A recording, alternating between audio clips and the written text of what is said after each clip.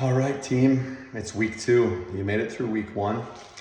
Good news is I got uniforms. Well, you're gonna actually get these before week 1. For all of the folks that show up on this very first informational thing, we will size them in. I've got them for everybody for that. We'll talk about the cost of these. The good news is I do a very good job sourcing things and they're much less expensive than other uniforms.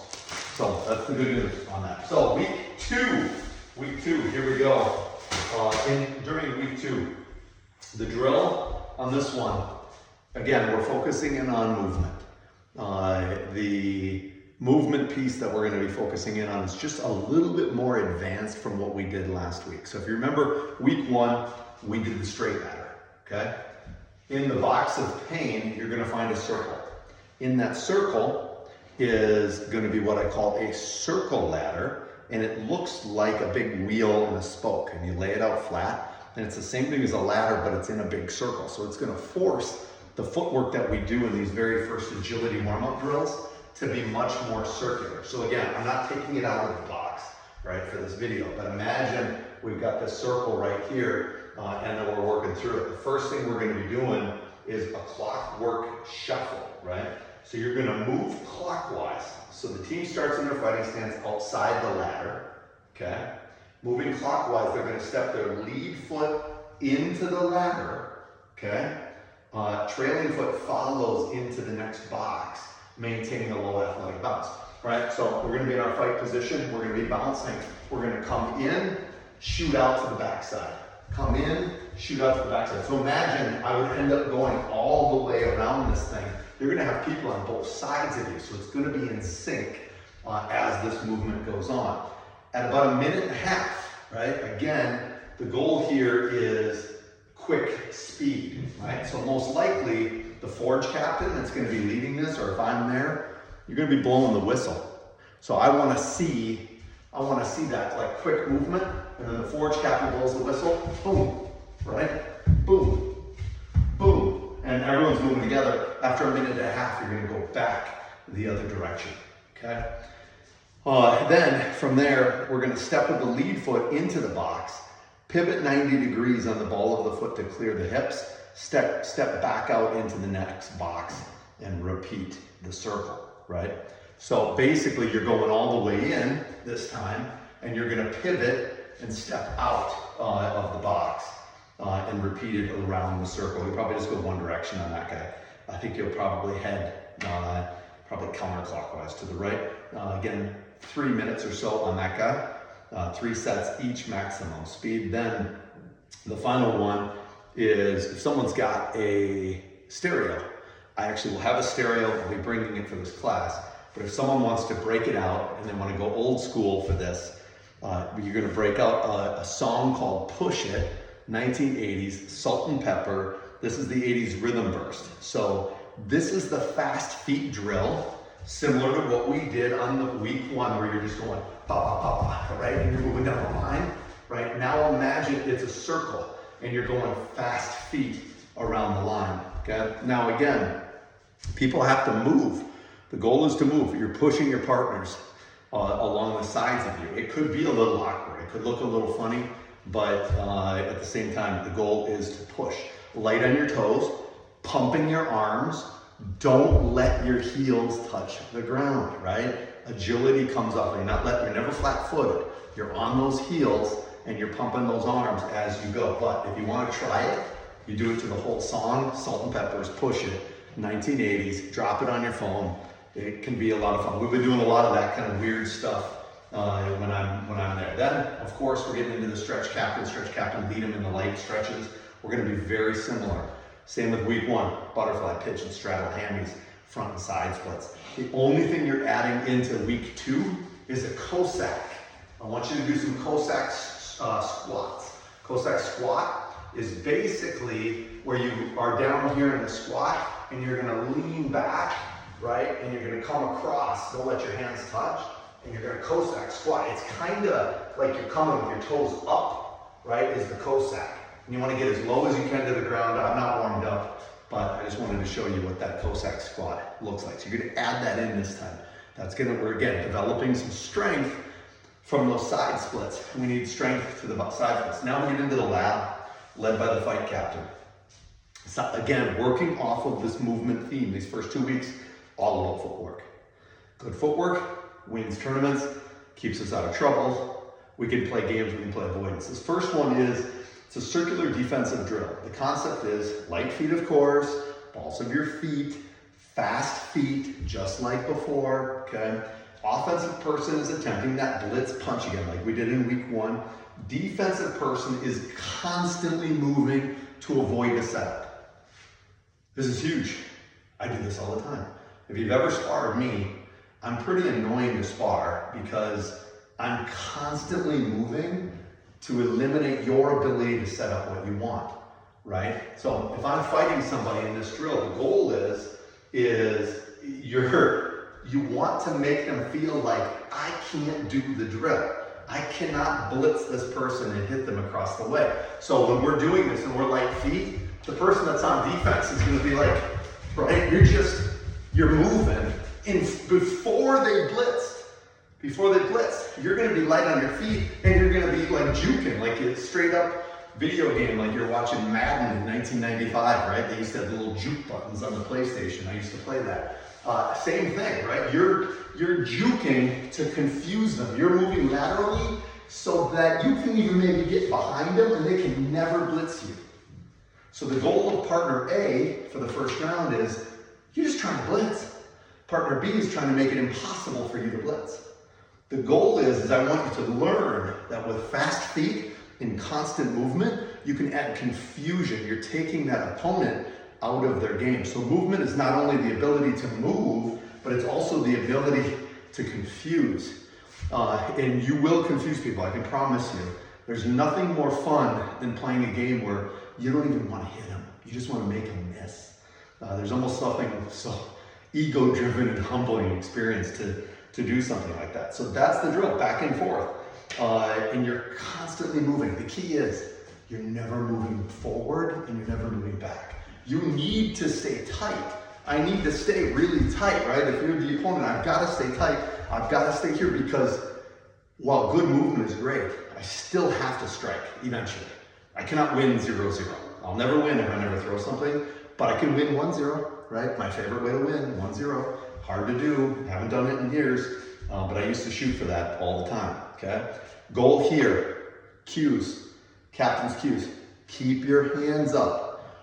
Don't cross your feet. That's the hardest thing when you're constantly moving is getting your feet twisted, right? Like if I'm back here and I'm moving all over the place, right? And I'm moving, I'm never doing this, I'm never doing this, I'm never doing this, right? I'm staying light like here, right? Almost like that first drill we did week 1, where we're trying to stay here and we're just moving, we're moving in, and we're never crossing. I'm never boom, I'm never skipping, right? None of those types of things. So super important with this, it's just being elusive.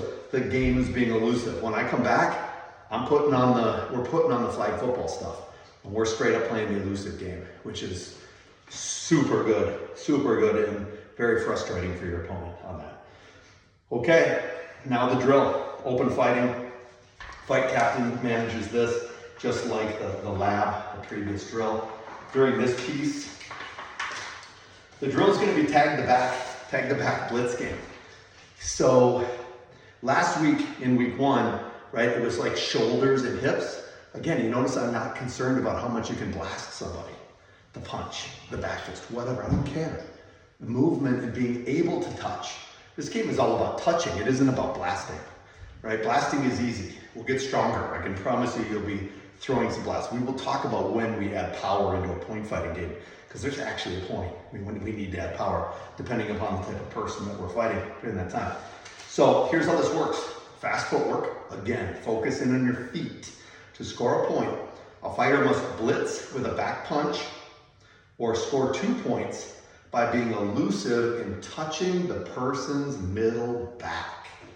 So you get an extra point by touching the person's middle back. How do you touch someone's middle back? If I'm face to face with somebody, am I not going to be like, whoop, right? Am I going to be juking around, right, to get behind them? Maybe they blitz me and I'm able to get around them and go, boop, touch them in the back, 2 points, okay? Worth more than that back punch. But at the same time, if I don't see it and I can never get there, boom, get that back punch on that, right? So that's the drill. Tag the back, blitz game.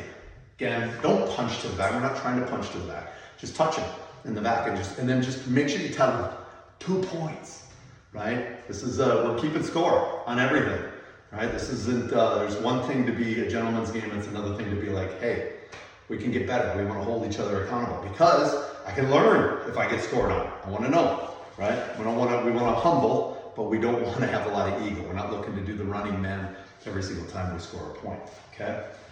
2-minute rounds, 45-minute rest. Switch roles. One person's the blitzer, the other person moves. That's great. And then the 2-on-1 drill. I like to call this zombies versus humans 2-on-1 drill. In the ring, right? Y'all take a break. You're going to work together on this one. In the ring, it's 2 people against 1 person. It's a very, very simple game. The object of the game is the 1 person's the human, the 2 is the zombies. Stay alive for 30 seconds without getting your shoulders touched. Simple white belt game, right? The old shoulder touch game, right? Here's the key, no blocking. You don't put your hand on your shoulder, no da-da-da, strictly movement, okay? If you're able to touch the back, the middle of the back, right? Not the hip, not my love handles, but the middle of the back, and you will remove that zombie from the game. The object of the game is to stay alive for 30 seconds without getting your shoulder touched. Good luck. It's really, really, really hard. Teammates are going to watch. You're going to do this one at a time. I want you to watch people. I want you to watch how people move. I want you to watch how people are elusive for this. This game is speed and it's quickness and it's faking and juking, right? If I was 2-on-1, I'm going to definitely try to position that other person to be in the middle of that other person, but I'm also going to be moving quick, right? I'm going to be ducking and bobbing and moving around. You're going to use a ring for that, and everyone's going to get a chance for this. It's going to take a little while for everyone to go through it, but everyone take a turn as a zombie, everyone take a turn as a human. That's very, very good to do. That's the end of those drills. Now we get into the forging. Let's get some strength behind us. First one is we're going to do what's called an explosive base circuit. Again, 3 rounds, 45 seconds each time, 15-second rest. And from here, we're going to start with skater jumps. Skater jumps, also known as the old hockey skaters, right? So down here, you're just going to jump, boom, 1 foot, boom, boom, explode off, boom. Going to do it faster and harder than I just gave you an example. That's the skater jump. Side to side, land on 1 leg. That's the stabilization. Land on 1 leg. Next, plank rotations. If you remember week 1, we did plank shoulder presses. We're going to still work the core, still going to work those upper shoulders. Plank rotation is where you're going to open up one side of the body, right? So if you see me in a plank, also known as a push-up position, a rotation on one side, reach up. Hand back down to the other side, reach up, okay? 45 seconds, 15-second rest, 3 times in a row. Oh yeah, here we go. Fast feet into sprawls. Fast feet into sprawls. Remember we did this week 1? It's because it's so good and it takes a lot of energy to do it. Fast feet into sprawls. But here's the difference. Here's the difference. What we want to do, break out the ladder. Keep the flat ladder.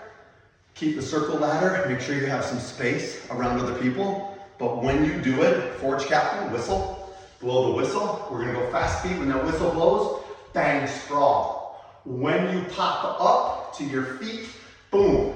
Lateral movement. Fast feet, sprawl, pop up, boom, lateral movement. If I'm going side to side, that's fine. If I'm doing the circle one, that's fine. Make room in that. 3 sets, 45 seconds, 15-second break, okay? Deep knee bend, chase the burn. It's like my favorite saying when I did a lot of weight training and a lot of exercising, it was always chase the burn. So remember, when you're working out, chase the burn, okay? Then we get into reflection, led by stretch captain. Again, same thing we're gonna do. We're gonna work on our soul, so to speak, right? Routine, partner bar stretches, hamstrings, quads, high kicks. Same game. Partners, hold the bar, get it on their shoulders, push them up. Have them push down if you want. But the goal is just work the form, help them out. It should be relaxing. It should feel good, but because you're actually taking the weight off and you're actually pushing them in. Quad again. Remember the quad, round kick position. Human being stands there and does it. Vivi, why don't you come here for a second? I will do this round kick. Stretch. You can be immortalized in this. So why don't you give me a round kick? Okay, right now hold up for a round kick, but just the knee up, don't kick. Knee up, right? So what you're gonna do is you're gonna hold them here like this and then on their back foot, and you want that line to draw, and then you're gonna pull them back and you're gonna push their hips forward a little bit, right? You can't quite see us, can you hop over here? Hop. There you go, one more hop, there we go, good. And then you're gonna pull back and you're gonna feel the stretch of the quad here. Now, from here I'm gonna transition to the other leg, but then I'm also going to reach underneath and I'm going to try to maintain the line, shoulder to knees in a straight line. So right now her hips have to go forward, right? And then I can kind of pull this up to add that added extra stretch. So I'm forcing almost that groin stretch with the quad stretch. And then you're there. Okay, you can go back over there. And that's the idea of that stretch. I didn't give an example for week 1, but there you go from that side. Then we get into life lessons for life lesson number 2 of the 11 life lessons. Number 2 is don't take everything personally. Don't take everything personally. Most people, and this is really kind of the trueness of life. Oftentimes when we make a mistake, we lose a tournament, right? We feel bad about something. We take it incredibly personally. We get into a job. We take what goes wrong personally. We take it home with us. We start looking in the mirror. We start to go, man, what's wrong with me? And the answer is nothing, nothing. We're all flawed human beings, and that's just part of life. The key is that, and what you need to realize is that most people, they're actually not thinking about you. That's the craziness. They're actually not judging you, and they're not nearly acting against you as much as you actually think they are, right? It's in our own brains that we think it. Don't take everything too personally. Right? Other people are wrapped up in their own worlds. They don't care about what we obviously are doing. Maybe for that moment, maybe in a fighting match, I win and they lose, or I lose and they win. And for that moment, they care about, oh, what he did this, he did that. But after that, they go home, life goes on, right? They probably don't even think anything like that. So don't take things personally on that type of thing. And then stretch captain, there's a question here to ask the group to kind of work through some things to help us grow as characters as well in our karate. And that is week 2. That was week 2. Week 3 will be coming soon, and I will be in the room for that guy. I'll be back on that Friday. That's late July. All right, you guys, have a wonderful week.